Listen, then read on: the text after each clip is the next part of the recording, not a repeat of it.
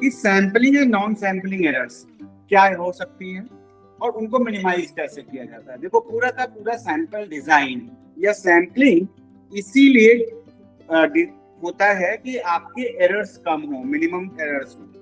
ठीक है, तो अब इसको एरर्स को मिनिमम रखने के लिए हम क्या कर सकते हैं वो बताता हूँ। जो नई चीजें हैं कुछ एक ऐड ऑन होगी, बाकी सारा का सारा वही रहेगा। तो minimising sampling error is essential to obtain accurate and reliable results. मैंने आपको पहले भी ये बताया है कि अगर सैंपल ठीक नहीं है तो रिजल्ट्स रिलायबल नहीं होंगे। इन एनी रिसर्च और data analysis, sampling error occurs when the characteristics of the sample differ from those of the entire population being studied।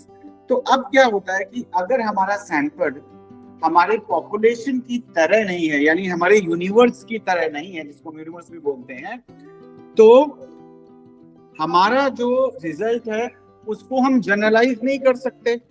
Generalise का मतलब मैंने बता दिया कि वो जो रिजल्ट आया है वो पॉपुलेशन पे एप्लीकेबल नहीं होगा। यही तो होगा या नहीं? है ना? तो इस चीज को हम कैसे कर सकते हैं? तो पहला तो पॉइंट है आपका रैंडम सैंपलिंग के थ्रू। रैंडम सैंपलिंग क्या होती है मैंने आपको बता दिया। तो रैंडम सैंपलिंग ये होती है कि हर एक इंडिविजुअल को एक बराबर का चांस मिले, यूनिट को मींस बराबर का चांस मिले to include in the sample. हम इससे क्या होगा, मैंने कल बात की थी, इससे होगा ये कि आपका क्या कहते हैं जो बायसनेस है वो नहीं आएगी। पता चला, जैसे मैंने बात किया था, पता चला आपने सिर्फ एक ही क्या कहते हैं डिस्ट्रिक्ट से ले लिए, या एक ही प्रॉब्लम के लोग ले लिए, या आपने एक ही सोशियोइकोनॉमिक स्टेटस के लोगों को ले लिया। तो ये जो दिक्कतें हैं ये नहीं होंगी अगर हम रैंडम सैंपलिंग यूज करेंगे। Then second thing is sample size. अब सैंपल साइज क्या है, मैंने आपको बताया था bigger the sample better the results. क्योंकि जितना बड़ा हो, अब ऐसे समझो, आप इसको ऐसे समझ सकते हो, मैं आपको बताता हूं कि ये एक पॉपुलेशन है, यूनिवर्सल पॉपुलेशन, इसमें से एक हमने छोटा सा सैंपल लिया है कुछ, ठीक है, और इस पे हमने रिसर्च किया, और ये रिसर्च हम ये कह रहे हैं कि ये पॉपुलेशन, इसके जो रिजल्ट आए हैं इसकी तरह हैं। तो अगर इस सर्कल को हम बड़ा करता चला जाए, जितना बड़ा करते जाएंगे वो उतना उसके जैसा होता जाएगा। यानी अगर हम पूरी पॉपुलेशन ले लेते हैं तो क्या है, रिजल्ट 100% रिलायबल होंगे। उससे छोटा सैंपल अगर हम लेते हैं तो उससे थोड़ा सा कम होंगे, और उससे छोटा लेते हैं तो एरर के चांसेस और बढ़ जाएंगे। समझ में आ रहा है? Yes sir. समझ में आया? जैसे क्लिनिकल साइकोलॉजिस्ट के स्टूडेंट के ऊपर अगर रिसर्च करना है तो हम 10, 50, 55 इंस्टीट्यूट में एमफिल क्लिनिकल साइकोलॉजी होता है आज की डेट में।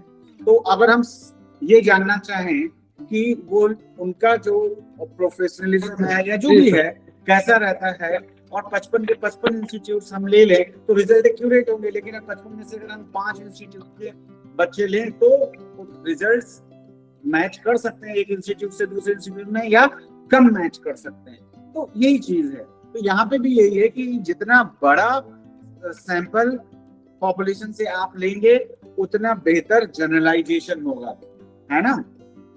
जनरलाइजेशन हुआ ये कि ये मैंने आपको बताया हुआ है, ये पॉपुलेशन है और ये इसमें से निकाला हुआ सैंपल है। अब हम ये सैंपल पे कुछ रिजल्ट, ये सैंपल पे रिजल्ट आए और हमने बोला कि भाई इतने, मान लिया कि इंडिया की पॉपुलेशन है, हमने उसमें से एक सैंपल लिया और उसमें से हमें पता चला कि 10% लोगों को डिप्रेशन रहता है। तो अब हम लिए थे 100 लोग या 1000 लोग, इसमें से 80 लोगों को निकला, हमें 100 लोगों को निकला डिप्रेशन। तो अब हम ये मान के चलेंगे कि भाई ये जो पॉपुलेशन है पूरे इंडिया की, हम ये कहेंगे कि क्योंकि सैंपल इससे लिया गया है तो हम ये कहेंगे कि इंडिया की 10% पॉपुलेशन को डिप्रेशन है।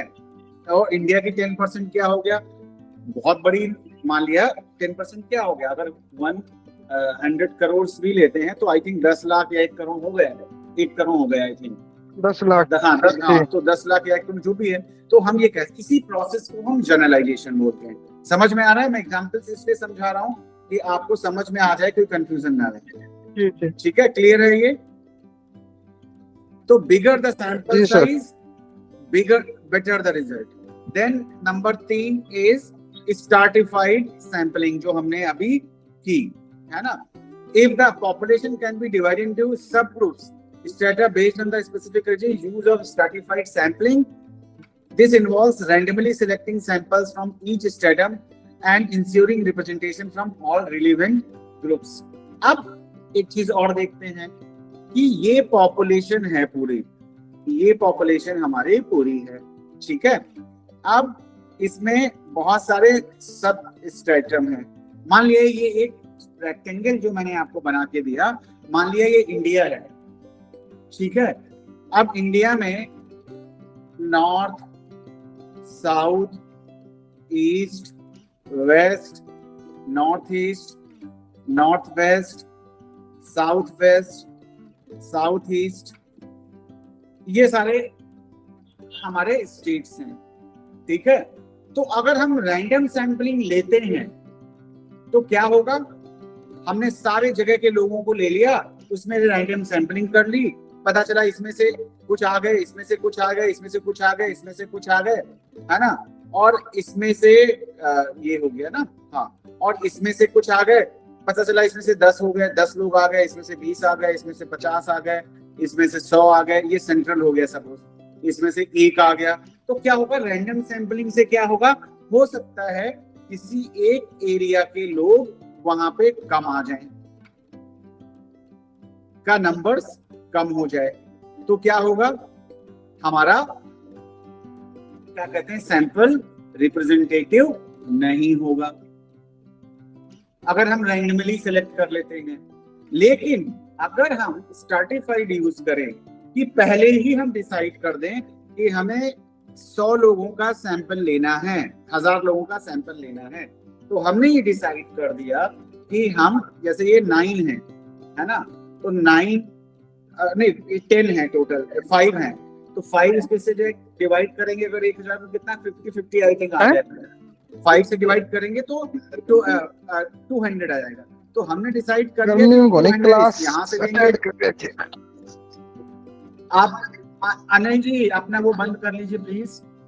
200 हमने ये ले लिया, 200 हमने यहाँ से ले लिया, 200 यहाँ से लिया, 200 यहाँ से लिया, 200 यहाँ से ले लिया, ठीक है। अब इसमें से हम रैंडम सैंपलिंग यूज कर लें कि इस एरिया से रैंडमली हमने 200 सिलेक्ट किए, इस एरिया से 200 सिलेक्ट किए, इस एरिया से 2 सिलेक्ट किए, 200 इससे, 200 इससे, इससे क्या हो गया, हमारा जो सैंपल है वो क्या हो गया, प्रॉपरली रिप्रेजेंटेटिव हो गया। इसी को स्ट्रैटिफाइड सैंपलिंग करते हैं, तो इसका ये फायदा भी होता है। आई थिंक ये क्लियर हो गया आपको। देन हम आते हैं क्लस्टर सैंपलिंग पे। किसपे? Cluster sampling. क्लस्टर सैंपलिंग मैंने आपको बताया, तो ब्रीफली बस ऐसे बताऊंगा मैं, ऑलरेडी हम 2 दिन से ये डिस्कस कर रहे हैं। It is impractical to sample individual directly. Cluster sampling can be used. Divided the population into cluster, randomly selected some clusters, and then sample all individual within the selected clusters. ठीक है। अब इसको समझते हैं कि इसमें कैसे कर सकते हैं। इसी को ये तो हो गया स्ट्रेटा आपने बना दिया, है ना, चाहे वो एरिया वाइज ज्योग्राफी, ये बेसिकली एरिया सैंपलिंग जिसको हम बोलते हैं, उस तरह की चीज है। तो ये स्पेक्ट्रम हो गए हमारे। अब क्लस्टर सैंपलिंग में क्या करते हैं? क्लस्टर सैंपलिंग में हम ये करते हैं कि हमारे पास 1 2 3 4 5 6 7 8 9 ये स्टेट्स हैं सपोज, ठीक है। अब इन स्टेट्स को रैंडमली हम सेलेक्ट कर लेते हैं कि मैंने ले लिया इसको, एक तो मैंने ले लिया इस वाले को, आ गया, जब रैंडमली सिलेक्ट किया ये आ गया, ये आ गया, ये आ गया और ये आ गया रैंडमली, मतलब हमें नहीं पता कौन आएगा, रैंडम सैंपलिंग के थ्रू हमने ये क्लस्टर सेलेक्ट कर लिए रैंडमली। यहाँ पे हमने डिवाइड किया था एक चीजों को, यहाँ पे हमने रैंडमली सेलेक्ट कर दिया। ठीक है, समझ में आया? अगला क्या कह रहा है कि cluster sampling can be used divide the population into clusters randomly, and clusters and randomly select some clusters and the sample all individual within the clusters। तो अब इसमें से जितने भी लोग हैं, मान लीजिए यहाँ 2000 लोग रहते हैं, यहाँ 500 लोग रहते हैं, यहाँ 3000 रहते हैं, यहाँ 10,000 रहते हैं, इन सारों को हम ले लेंगे, क्लस्टर में डिवाइड कर लिया। अब रैंडमली हमने क्लस्टर सेलेक्ट कर लिया और क्लस्टर के अंदर सारे लोगों को हमने टेस्ट किया या डेटा कलेक्ट किया सारे लोगों से। ठीक है, तो क्या लिखा है ये याद रखना। इंपॉर्टेंट क्या है? इंपॉर्टेंट है जो डिफरेंशिएट करता है, randomly select the clusters then sample all individual with in the selected cluster. कल भी हमने ये बात की। ठीक है, अब हम आ जाते हैं सिस्टमैटिक सैंपलिंग को। सिस्टमैटिक सैंपलिंग क्या है? मिलती जुलती है, थोड़ा सा ध्यान रखना है कि कंफ्यूजन ना हो। Selecting every nth individual from a list can be another method of reducing sampling error. However, ensure that there is no hidden pattern in the order of the list that might introduce bias. कल हमने बात किया था कि school के बच्चे, intelligent बच्चे और नॉन इंटेलिजेंट बच्चे, जैसे हमने बोला कि क्लास में लिस्ट बना के दी, जिनके ज्यादा मार्क्स आते हैं उनके नाम ऊपर लिखे हुए थे और नीचे क्या कहते हैं ऐसे लोगों के नाम थे जिनके मार्क्स कम आते हैं, तो हायर चांसेस है कि उनके आईक्यू कम हो सकते हैं या उनका। तो अब क्या हो सकता है इसमें, कैसे करना है? जैसे मैंने बोला था 1 2 3 4 5 10, जैसे ये हो गया 11 12 13 14 20, इसी तरीके से। तो अब आपने डिसाइड कर लिया कि आप ये 100 लोग हैं, आपने डिसाइड कर लिया, आपने एक रैंडम सैंपलिंग के थ्रू आपने निकाला एक नंबर, वो नंबर था 4। ठीक है, तो 1 2 3 4, तो 4th नंबर आया, ये आइटम आपने सिलेक्ट कर लिया। अब इसके बाद आप 1 2 3 4 5 नहीं सॉरी हाँ 1 मिनट, हाँ, तो आपने डिसाइड किया कि 100 लोगों का सैंपल है, सपोज यहाँ पे ये इस तरह से करके 100 हो गया। तो आपने डिसाइड कर लिया कि 5th पर्सन को मुझे लेना है, हर 5th ले लिया, 5th के बाद आपने 10th ले लिया, फिर उसके बाद आपने 15 ले लिया, फिर 20 ले लिया। तो इस तरीके से हर एक पर्टिकुलर नंबर को 5-5 के डिफरेंसेस पे आपने ले लिया है, जो भी आपने डिसाइड किया उससे ले लिया। तो इससे सैंपलिंग एरर रिड्यूस हो जाती है। लेकिन कंडीशन एक है, पता चला आपने, जैसे कल एग्जांपल मैंने दिया था, आपने डिवाइड कर रखी है लोगों को उसी तरीके से कि आईक्यू है, तो पता चला हर 5वां इंडिविजुअल मिडिल आईक्यू वाला है जिनका स्कोर कम आता है, तो आपका सैंपल बायस हो जाएगा। तो ये चीज ध्यान रखनी होती है।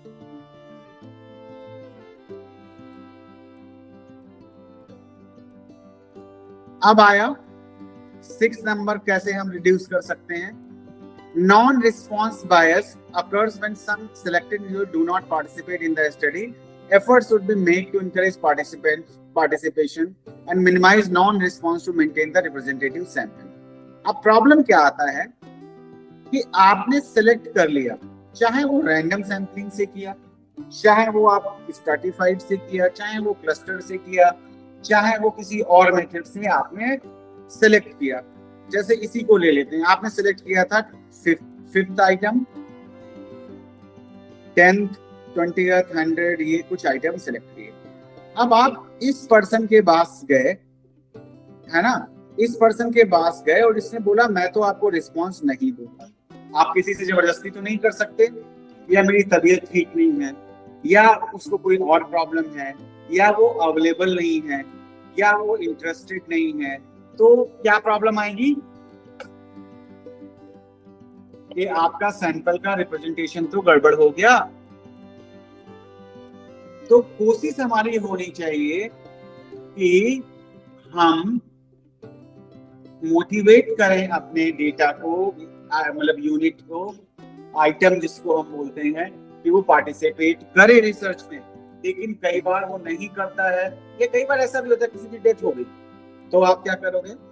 तो वहां पे उसको, उस नंबर को हम रिप्लेस करते हैं। तो वो रिप्लेस अपने मन से कर, उसके भी मेथड्स होते हैं, लेकिन अगर आप अपने मन से करते हैं या मेथड्स के थ्रू भी करते हैं, तब भी आपका डेटा तो अफेक्ट हुआ। तो हमें कोशिश करनी है कि मिनिमम चेंजेस करने पड़े, जहां पे अनअवॉइडेबल वो चीजें, हमें कोशिश ये करनी है कि हम चूज करें, मतलब क्या कहते हैं, ऐसा ऐसा सैंपल चूज करें जो ज्यादा से ज्यादा रिस्पॉन्सेस हमें मिले। तो इस नॉन पार्टिसिपेशन के कारण भी हमारा जो सैंपलिंग एरर है वो बढ़ जाता है, और अगर हम उसको मेंटेन कर पाए तो एरर कम हो जाएगा।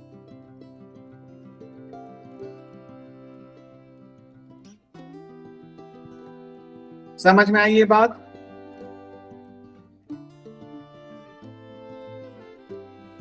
बोल दिया करो भाई, हमारा भी मोटिवेशन अच्छा रहता है। अगर आप क्वेश्चन पूछते हो या बोल देते हो, है ना? मुझे ऐसा ना लगे कि मैं सिर्फ बोल के चला जाता हूँ। ये डाउट भी होता है कि ऐसा ना हो कि आपको समझ में ही ना आया। कोशिश तो मैं पूरी कर रहा हूँ। ड्राइव करते समय ना सर वो पूरा फोन से वो करना पड़ता है, अदरवाइज ना ठीक है, और लोग भी कर सकते हैं, कोई नहीं करता इसलिए बोला मैंने, है ना? तो अगला जो सैंपलिंग एरर को कम करने का मेथड है वो है पायलट टेस्टिंग। पायलट स्टडी भी जिसको आप बोलते हैं, है ना? हम करते हैं किसी बड़े रिसर्च से पहले पायलट प्रोजेक्ट होता है। तो अब उसमें क्या करें? Before conducting full scale study, perform a pilot test on a small sample to identify potential issues and refine the sampling method if necessary. तो पता चला आपने रैंडम सैंपलिंग की और आपका 50% पॉपुलेशन आपको रिस्पॉन्ड ही नहीं कर रही है, तो अब आपने शुरू कर दिया तो प्रॉब्लम होगी। तो इससे अच्छा होता है कि आपको 10,000 लोगों का सैंपल लेना है, तो आपने एक पायलट स्टडी कर ली 1000 लोगों के ऊपर, 500 लोगों के ऊपर, कि चेक करने के लिए कि भैया क्या क्या इसमें प्रॉब्लम आ रही है, या क्या क्या इश्यूज में फेस कर सकता हूँ, क्या क्या चैलेंजेस हो सकते हैं। और अगर आपको लगता है कि मेरी सैंपलिंग मेथड ज्यादा बेहतर तरीके से काम नहीं कर पा रही है, तो आप उसको चेंज भी कर सकते हैं। इसीलिए हम पायलट प्रोजेक्ट्स करते हैं, पायलट टेस्टिंग करते हैं, so that we should know कि क्या क्या प्रॉब्लम्स हो सकती हैं और उनको हम कैसे सॉल्व करें, है ना? जैसे आप कोई नया बिजनेस शुरू करते हैं, तो जैसे मान लीजिए कोई बिजनेस करना चाहता है प्रॉपर्टी का, कि या किसी कंप्यूटर्स का या कुछ का, तो यूजुअली क्या होता है, लोग जो समझदार लोग हैं हमेशा क्या करते हैं, पहले वो कहीं काम करते हैं, किसी दुकान पे कहीं पे ऐसे काम किया, so that they can understand कि क्या क्या मेन चीजें होती हैं इसके अंदर और क्या क्या मैनेज करना होता है। तो आपने सीख लिया, that is a kind of pilot study. Then you invested. हाँ जी, हाँ अनिल जी बोलिए। तो इसको हम पायलट टेस्टिंग बोलते हैं। तो ये हमेशा बेटर होता है अगर आप बड़ी स्टडी कर रहे हैं, वरना आप करने के बाद में आपको प्रॉब्लम फेस करनी पड़ सकती है। Then accounting of finite population for a small population, considering using infinite population correction to adjust the standard error and improve accuracy। तो अब क्या है, फाइनाइट पॉपुलेशन क्या है? जिसका नंबर आपको पता है। जैसे आपके पास लिस्ट है कि इंडिया के अंदर कितने फिजिकली डिसेबल्ड लोग हैं, तो फाइनाइट होगी। आपको आइडिया है कि 10 लाख 20 लाख लोग हैं, है ना? तो अगर, और जैसे आपको पता करना है हम कि मेरे डिस्ट्रिक्ट में मुझे रिसर्च करना है और मेरे डिस्ट्रिक्ट में कितने लोग ऐसे हैं जो मेंटली रिटार्डेड स्टूडेंट्स हैं या बच्चे हैं या मेंटली मतलब इंटेलेक्चुअली डिसेबल्ड लोग हैं, तो उसका डेटा अवेलेबल है, तो फाइनाइट हो गई पॉपुलेशन। तो क्या होगा, फायदा क्या होगा इसका? आपको पता रहेगा कि कितना एरर हो सकता है, एक सैंपल को रिप्लेस करना है तो आपको पता है कि किन और लोगों से मैं बात कर सकता हूँ, तो that kind of error can be reduced, है ना? तो ये एक प्लस पॉइंट होता है अगर फाइनाइट पॉपुलेशन। इनफाइनाइट का मतलब हो गया कि आपको पता नहीं है, कोई ऐसी डिसीज है जो पूरे इंडिया में बहुत कम होती है और इंडिया की पॉपुलेशन 140 अरब लोग हैं, तो अब आपको पता करना है तो बहुत लोगों से बात करनी पड़ेगी, तो वो एक डिफिकल्ट टास्क हो जाएगा। तो ये एक चीज, तो उससे एरर होने के चांसेस भी ज्यादा होंगे क्योंकि आपको पता ही नहीं है आगे का। देन आपका आता है यूज वेटिंग, वेइंग। तो waiting is like weighing is if some groups are underrepresented or overrepresented in the sample, apply appropriate weighing to correct for the imbalance and ensuring proper representation of the entire population. Right? अब इसको एक concept से समझते हैं। इसका मतलब ये हुआ, कभी आपने देखा है, अगर आप कहीं शॉप पे गए हैं या गांव में कहीं पे आपने देखा है, तो क्या होता है, जैसे हम ये कहें कि मेजरमेंट करने के लिए, जैसे जिसको हम तराजू बोलते हैं अपनी लैंग्वेज में, तो ये जैसे है, अब इसमें क्या है, एक ये पड़ला है, एक ये है। अब किसी वजह से आपने कई बार देखते हैं, किसी वजह से क्या है, ये वाला भारी है तो नीचे की तरफ झुक जाएगा, तो इसको करेक्ट करने के लिए क्या करता है दुकानदार, क्या करता है, इसको बराबर करने के लिए यहाँ पे कुछ वेट रख देता है, तो दोनों बराबर हो जाते हैं तराजू के हिस्से। उसी तरीके से अगर हमने सैंपल ले लिया, कैसे भी सिलेक्ट किया, सपोज एक राजस्थान की जैसे हम कल बात कर रहे थे कि 4 एरियाज हैं, नॉर्थ ईस्ट, है ना, साउथ वेस्ट, ये है, ठीक।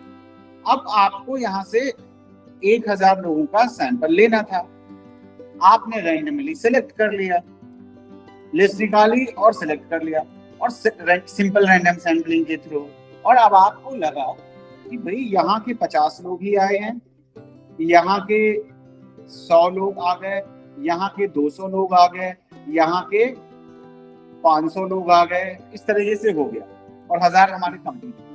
लेकिन मुझे पता है कि वेस्ट में लोग ज्यादा रहते हैं, पूरे राजस्थान की पॉपुलेशन का, मान लिया कि पूरे राजस्थान की पॉपुलेशन 1 लाख है, तो यहाँ पे 50,000 लोग यहाँ पे रहते हैं, है ना, 25,000 यहाँ पे रहते हैं, 12,500 यहाँ पे रहते हैं, 12,500 लोग यहाँ पे रहते हैं। तो अब हमें जो सैंपलिंग सेलेक्ट करनी है वो भी तो अकॉर्डिंगली आप करोगे ना, इसी को हम वेइंग बोलते हैं कि इनका पड़ला भारी है सैंपल में। तो हमने क्या किया कि 50,000 लोग रहते हैं, तो हमने 4 पार्ट्स में डिवाइड किया सैंपल को। अगर 1000 सैंपल हमें लेना है, टोटल 50,000 लोग हैं, है ना, तो उसके रेशियो में ही तो हमें सैंपल लेना पड़ेगा। यहाँ पे 50,000 लोग हैं, तो 1000 सैंपल में से आधे लोग यहाँ रह रहे हैं, तो 500 का सैंपल यहाँ से आएगा, 250 का सैंपल यहाँ से आएगा, है ना, 125 का सैंपल यहाँ से आएगा, 125 का यहाँ आएगा। तो अब ये वेइंग प्रॉपर होगी, हमने सबको प्रॉपर वेटेज दिया, समझ में आया। तो इससे भी हम सैंपलिंग एरर को कम कर सकते हैं। आई बात समझ में कि कोई ओवर प्रेजेंटेड हो सकता है, कोई अंडर प्रेजेंटेड हो सकता है, ठीक है, क्लियर। तो over presented in the sample there are some things, है ना, और apply appropriate weighting to the like correct the imbalance and ensure proper representation of the entire population, जिससे प्रॉपर तरीके से पॉपुलेशन का रिप्रेजेंटेशन हो। आपने 4 भागों में 1000 को 250 में बांट दिया, 250, तो प्रॉपर वेटेज नहीं हुआ। पता चला आप 10,000 में से भी 250 सिलेक्ट कर रहे हो, तो क्या हो गया, 25% लोग हो गए, और 50,000 में से भी 250 कर रहे हो तो बहुत ही कम हो गया। तो प्रॉपर रिप्रेजेंटेशन करने के लिए ऐसा भी किया जाता है, इसको हम वेटेज देना बोलते हैं एज पर हमारा जो सैंपल है। तो 10 क्या है, यूज सैम्पलिंग फ्रेम्स, इसकी बात की है थोड़ी सी हमने। Sampling utilise accurate and up to date sampling frames, list of available in the population. अब पता चला आपको इंडिया की पॉपुलेशन या अपने डिस्ट्रिक्ट की पॉपुलेशन का नंबर्स चाहिए। अब आपने ले लिया डेटा, ले लिया 20 साल पुराना। जब गवर्नमेंट ने कोई डेटा फाइल मिल गई आपको 20 साल पुरानी थी, 20 साल में तो बहुत कुछ चेंज हो जाता है। अब आपने वो नाम वो नंबर्स निकाल लिए लोगों के। अब 20 साल में जो बच्चा 5 साल का था 25 साल का हो गया, या जो 25 साल का था वो 35 साल का हो गया, है ना, या 45 साल का हो गया 20 साल के बाद। तो अब आपका जो आप उसमें से निकाल रहे हो कि एडल्ट लोगों का सैंपल मुझे लेना है, तो गड़बड़ हो जाएगा कि नहीं। तो अप टू डेट फ्रेम्स लेनी चाहिए। फ्रेम्स उसी को बोलते हैं कि कहां से आप उठाओगे। तो to improve the chances of selecting representative sample, तो प्रॉपर रिप्रेजेंटेशन तभी होगा, नहीं तो गड़बड़ होगा। ठीक है। अब आता है next 11, efficient survey design. Proper survey design आपको लेनी होगी। क्या है? Design survey questions and data collection method carefully and minimize response error inaccuracies in data collection. अब डेटा कलेक्शन को भी प्रॉपर करना पड़ेगा।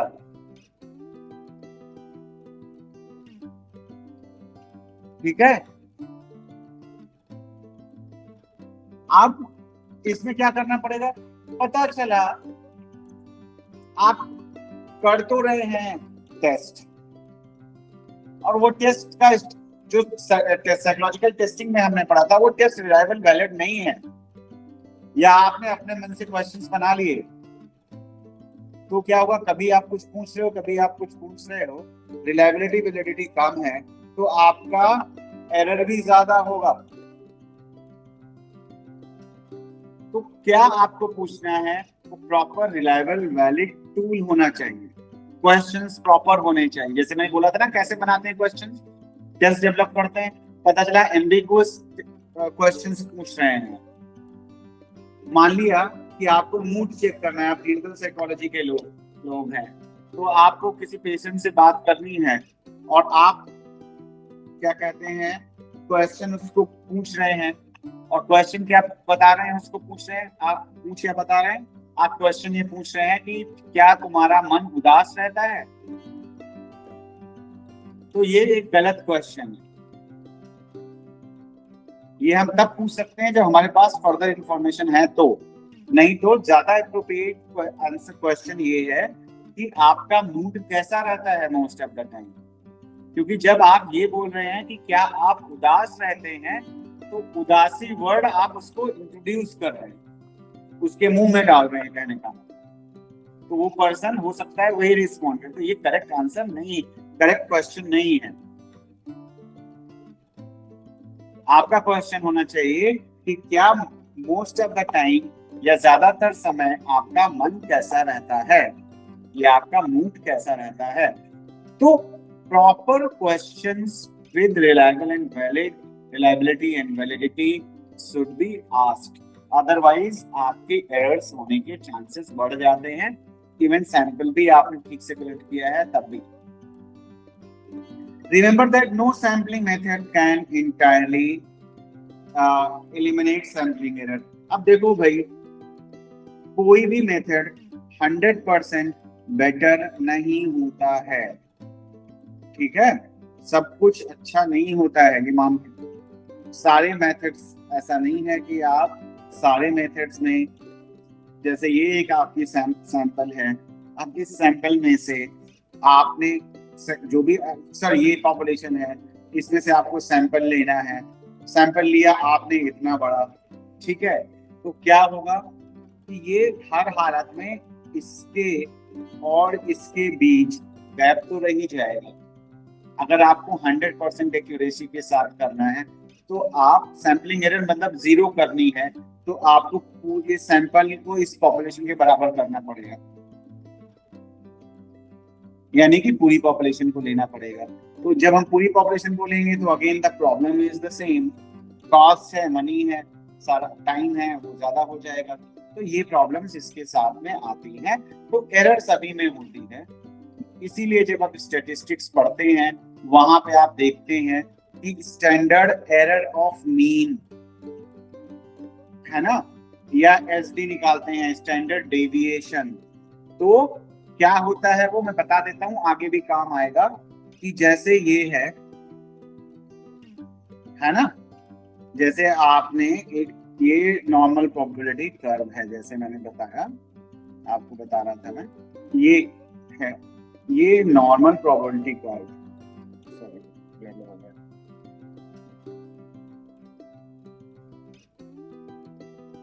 ये नॉर्मल प्रोबेबिलिटी कर्व है ना। हम मान के चलते हैं कि सारी पॉपुलेशन इसको फॉलो करती है, जितनी भी पॉपुलेशन है वो इसी तरह से डिस्ट्रीब्यूटेड है। मैंने बोला था इसका मीन, मीडियन, है ना, और मोड तीनों सेंटर में होते हैं क्योंकि इक्वली डिस्ट्रीब्यूटेड है। अब जब हमने ये पॉपुलेशन है इस तरह से नॉर्मली डिस्ट्रीब्यूटेड है, इस पॉपुलेशन से हमने एक सैंपल लिया जो रिप्रेजेंटेटिव सैंपल है जो हमने बात की, तो वो भी इसको फॉलो करेगा, हम ये मान के चलते हैं। इसका मीन मीडियन भी सेंटर में होगा, ठीक है। तो अब डिविएशन क्या होगा? डिविएशन ये होता है स्टैंडर्ड एरर ऑफ डिविएशन जिसको हम बोलते हैं, वो क्या होता है उसके बारे में हम बात करते हैं। तो अब होता क्या है कि सपोज इसको ओवरलैप करके ऐसे देखते हैं, ये है पॉपुलेशन का और ये इसके अंदर ये सैंपल का है, तो सैंपल का मीन समझ लो यहाँ पे आ गया, आ रहा है। हमारे पास स्टैटिस्टिक्स आपने पढ़ी थी जिसमें बुक्स हैं, तो वो स्टैटिस्टिकल कंप्यूटेशन करके हम निकालते हैं ये सैंपल का मीन। सैंपल कौन सा है? सैंपल ये वाला है, ये वाला एरिया, ये सैंपल, छोटा सैंपल हमने ले लिया, हमने माना कि ये, और हमने तो छोटा मैंने बनाया है लेकिन मान के है दोनों ही प्रॉपर्टी का, तो ये मीन आ गया, mean of sample, mean of sample, और ये मीन ऑफ पॉपुलेशन हो गया, ठीक है। अब इस पॉपुलेशन का मीन स्टैटिस्टिकली पहले से डिसाइडेड जो हमारा टेबल्स होते हैं वहां पे दिया। तो जब हम कोई स्टडी करते हैं तो हम मीन निकालते हैं, फिर एसडी निकालते हैं। एग्जांपल बता रहा हूँ, standard error of mean, standard deviation. तो वो ये चीज होती है कि हम ये कहते हैं कि हमारा जो सैंपल का मीन है वो पॉपुलेशन के मीन से कितना डिविएट कर रहा है, कितना अलग हो रहा है, और कितना हमारा रिलायबल है। अगर मान लिया डिविएट करके यहाँ पहुंच जाता है तो स्टडीज हमारी सिग्निफिकेंट नहीं है।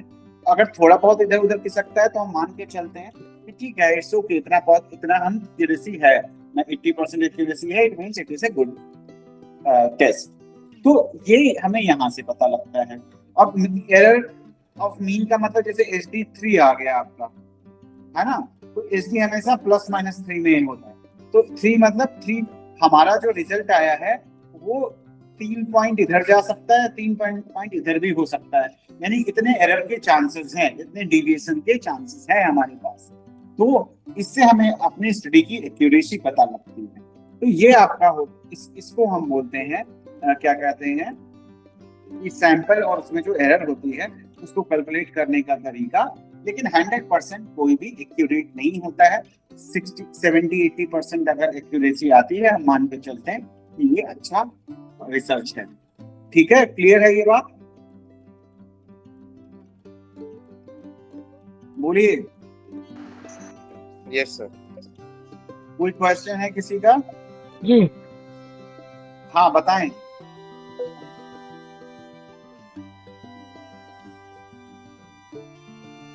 बोलिए, किसी का कोई क्वेश्चन है तो बोलिए, नहीं तो क्लास खत्म हो गया। 6 भी बज गया, क्लास खत्म हो गया। अब आप मेरे से क्या पढ़ेंगे वो देख लेते हैं। अगला हमारा क्या है, that we have to check stop recording.